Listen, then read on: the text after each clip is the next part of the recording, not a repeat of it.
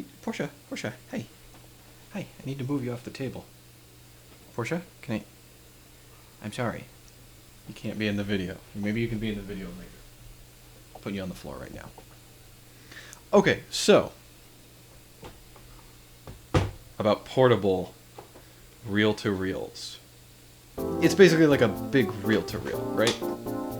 You put your reel over here, you put your take-up reel over here, the tape goes down here past the tape heads, you get your two tape heads, goes through here, past your capstan, your pinch roller's right in there, another take-up reel, you know, and it's great, it's all good, it works.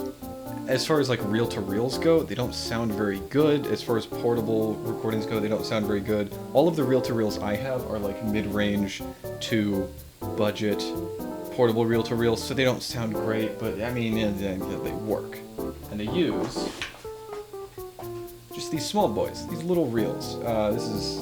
You get a couple, various sizes. I mean, they all work. They all fit right on there. You stick your other one, see, and then the tape just kind of goes whap. It works, even though they don't sound great. But you gotta understand, this was before we had, like, digital music. This was way before that.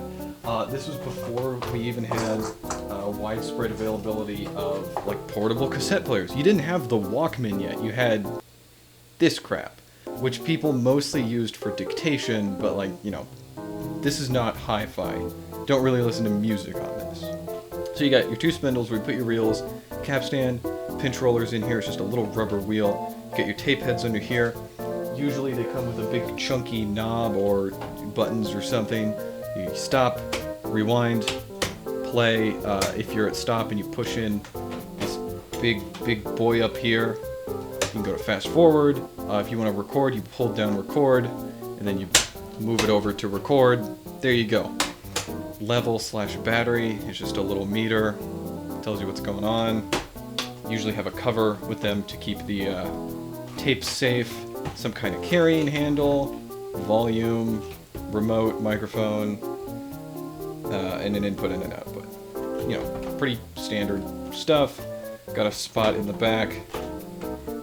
That's where the power cord is, and also where you can put, heckin', what is that, like 6 C cells or something like that? But yeah, basically just a smaller version of a tabletop reel-to-reel. They're pretty neat. I've got a couple more. Like this Sony. Comes with a case and everything. This one's got a lot of features with it. Like a microphone. The original microphone. Look at it.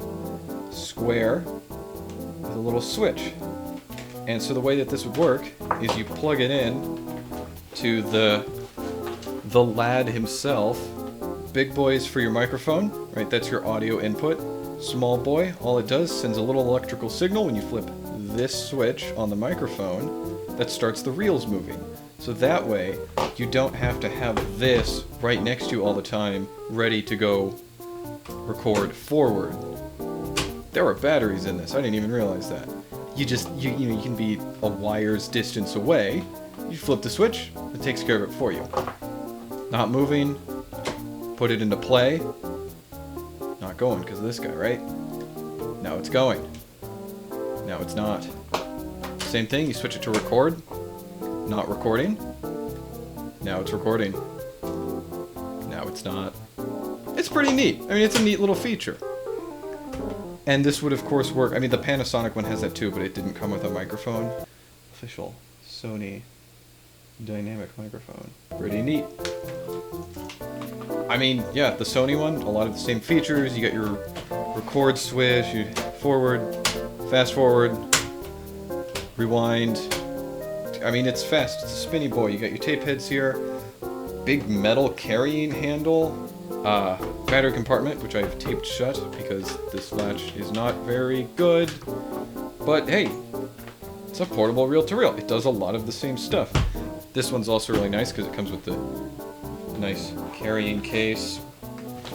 And the original instruction manual for the TC900 portable reel-to-reel. You can hook it up to a telephone if you're into that, into a radio, a television. Super Scope, authorized service stations for Sony tape recorders. Original 1-year warranty, that's pretty neat. Might scratch up your furniture, I guess. A coupon for a mixer. Neat. And an advertisement for Sony tape. Talking about how Sony tape is the best tape. Portable reel-to-reels. But those two, even though they're cool, that's not what we're here to talk about today. This is what we're here to talk about today. So, went to an antique store. Me and a friend went there, and we were wandering around. So we went into the basement of this antique store, and they had a bunch of stuff there, like a bunch of audio stuff, a bunch of, old oscilloscopes that were way overpriced. And we went to the back of the basement, and in the back of the basement, behind everything else in the basement, pushed behind like a He-Man action figure in the back of the basement, behind everything else in the basement, I saw this. No, I saw it, it wasn't in the case. I found the case on a different shelf. But I knew I had to have it. When I got it, it was like totally seized up. Like nothing moved. Like all of the knobs were seized up. They're not anymore, because I went in there with some contact cleaner. But everything was seized up. It was gross. It was grimy. It was nasty. But I had to have it because Freeman Electronics. I'd never heard of them before. Yeah, I heard of I heard of your Panasonics and your Sonys. That's a big name. These guys. Who are they? I want to know. So this is how it looks in the leather case. As you can tell, it's kind of splitting here. It's not in the best shape, but genuine top grain cowhide, hand saddle stitched, made in Japan. Let's take a quick tour. You open up the case and you've got a big storage space on the right, full of all kinds of gross, nasty things, like this microphone. It's got a little stand. That's neat, but that doesn't make up for the fact that it is crispy as all heck. Come on, baby, focus on the wires. Focus on the gross wires. Yeah! Look at how gross that is. But, here, same thing. Microphone, remote. Same deal. Power cable, also very crispy, and I guess was red and someone painted black, maybe? I don't know what's up with that. Really gross, really crispy. Yeah! Oh god, I got it tangled. Oh no. Oh, now I've done it. Oh gosh. Okay, I fixed it.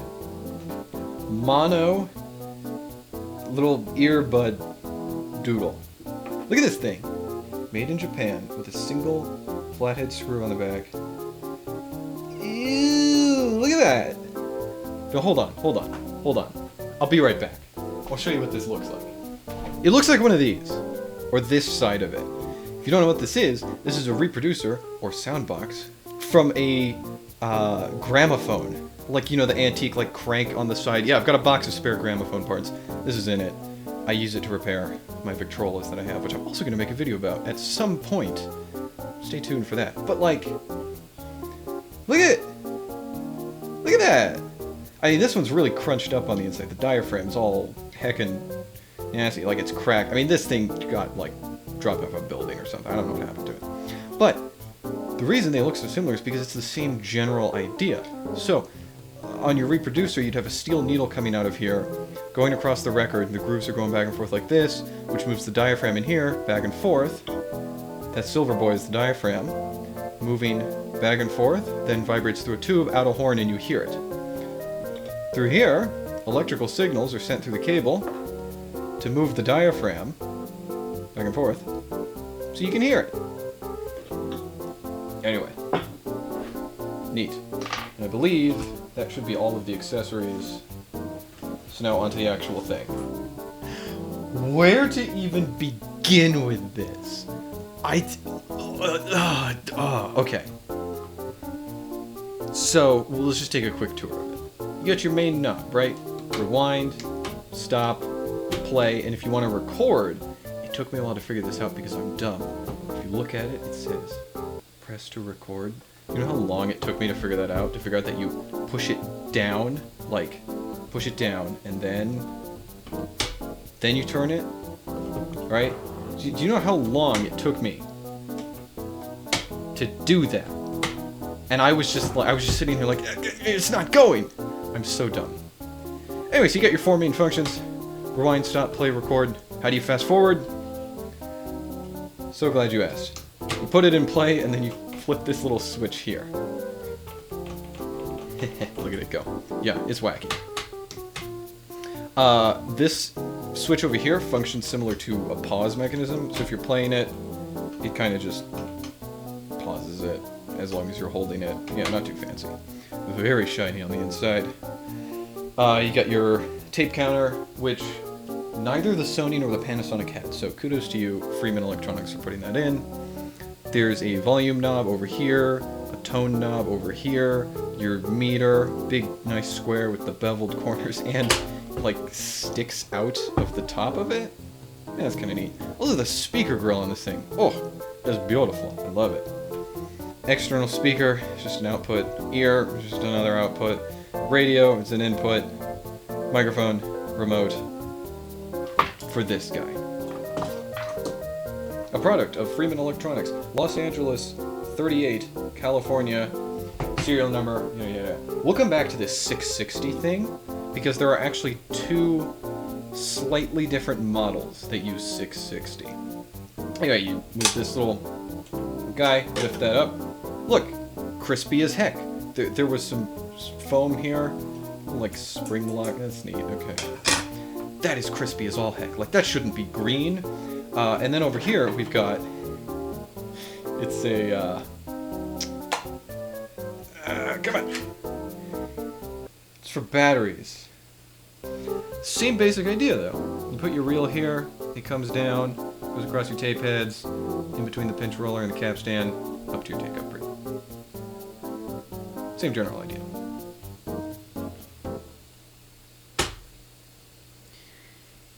So, here's an ad. You may notice from this ad, and you can pause to look at it, I'll probably leave it on the screen for a few seconds, it looks different from the one that I just showed you, in that it is considerably shorter, and it's missing on the top the tape counter. In addition to that, it's missing one of the knobs on the bottom. It's missing that tone knob. But it still has volume knob, it has a meter, has a little view meter on it, even though it's way smaller. And it has your rewind, stop, play, record knob. They sold these things for somewhere around $150 to $160 in like early 1960s money, which equates to over about $1,000 in today's money. These are American dollars for one of these chunky boys. Notice in this ad it says Freeman Electronics and Citroen. From what I could tell, that's the same company, but they just branded them differently. And I was able to find pictures online of this without the Freeman Electronics label on it. It had the Citroen Electronics label on it. It was weird, right? And both of the 660 models had that.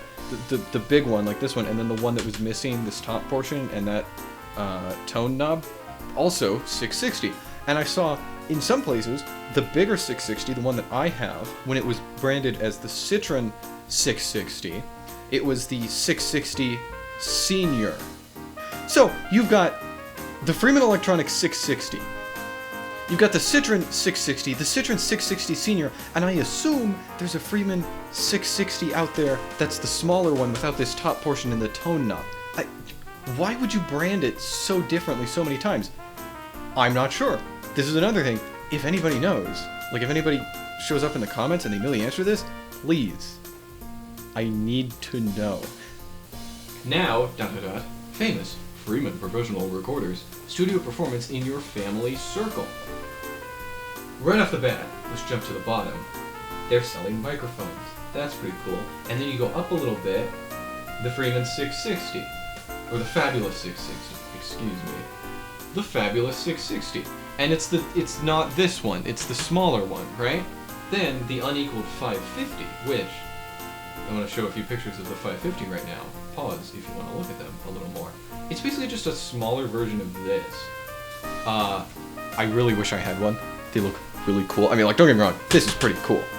But if I came across a 550, that would just make my day. Like, that would be really cool.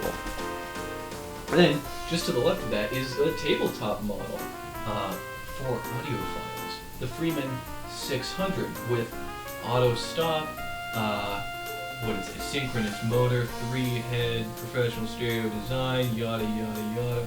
Qualifies for school use. Yeah, okay. Yeah, I mean, sure, why not? But the thing I think is really cool is right at the top. It's a console reel-to-reel. It's like a vertical console. Look at that. Stereophonic robot, the world's first. The Freeman 200, $995. I have never seen one of these, and I would love to. So they sold other stuff. Hey, pretty cool.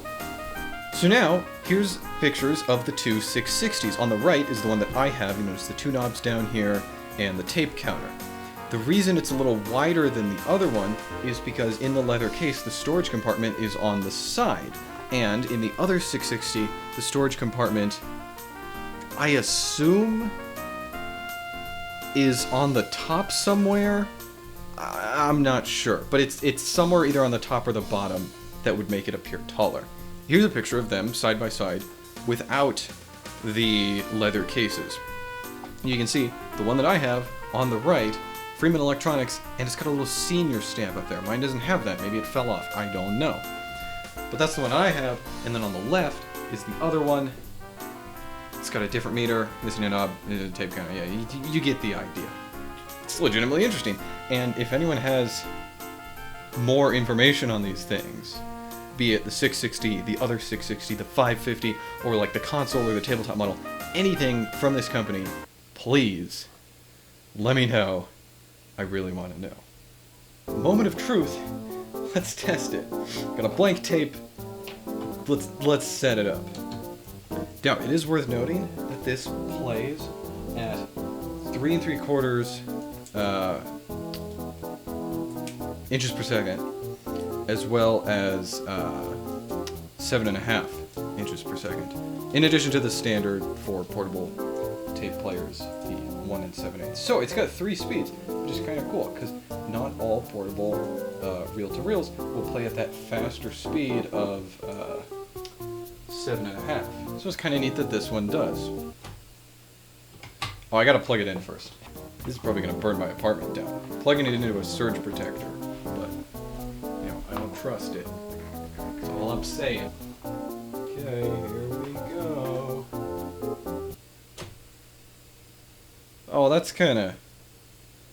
There it goes. Oh, it just needed a little push. Yeah, hey, it does. See if it fast forwards. Come on. Okay. Not really. Okay, how about rewind? Again. Not really. Well, I mean, it plays. That's... I assume by extension of that it also records. Oh, wait, there is audio on this tape. What's on here? Probably copyrighted music. Oh, no, no, no. Constant speed, please. It's Jack Stauber. Playing at the wrong speed. Compare that with Sony. I bet Sony can handle Jack Stauber. Let's see if he can handle it. Well, okay. So this is recorded at 7.5 inches per second. This thing can only play up to 3 3/4. But I mean, half-speed Jack Stauber at a consistent speed is better than what the Freeman Electronics was able to do. So I'll take it. Plus, it rewinds, which is, you know, better than what the Freeman Electronics can do. So here's what we'll do. We'll do a comparison. You know, just to show you what, like, this is what it should look like when it works, is what the Sony does, right? And then I'll show you the Freeman Electronics. So, put it in record. How's it going? Flip the switch. Yeah, hello, I'm from the Midwest. Boy, howdy, farming sure is great. I sure do love snow, except when it snows. Let me tell you. Oh, yeah. Go. Go. Oh! Oh, because that, yeah, okay. See, it also works in play when you're not recording. There you go, okay. Yeah, hello, I'm from the Midwest. Boy, howdy, farming sure is great. I sure sure do love snow, except when it snows. Let me tell you. Oh yeah. So not bad. I mean, it sounds like it's muffled and you're talking from the other side of a wall, but you know, whatever. It's a portable reel-to-reel. It's what you get. But we're gonna record something similar on this. And hey, why not? Let's test this. The Freeman microphone also has a switch on it. See if it works. Wait, what? Oh, you push it down. It's okay, then why is it a switch? Why does it go back and forth if you just push it? Why does it... Oh, Freeman, you make me mad, Freeman. I think I've got it figured out now. You push it down. Even though it's a switch that goes back and forth. Whatever, I'll push it down if that makes you happy, Freeman. Oh, boy howdy, the meter's not doing anything right now, so I'm not even sure it's recording. Hopes are not high. But let's give it a listen.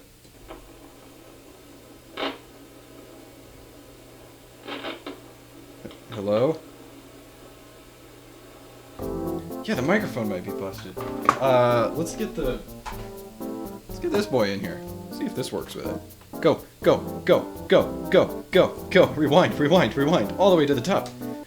Okay, now we're testing the Freeman reel-to-reel with the microphone, and the volume knob apparently is also for the recording level, maybe? I don't know. It's moving every once in a while, but usually not. This is really bizarre. I don't know what it's trying to do. Go, go, go, go, go, go, go.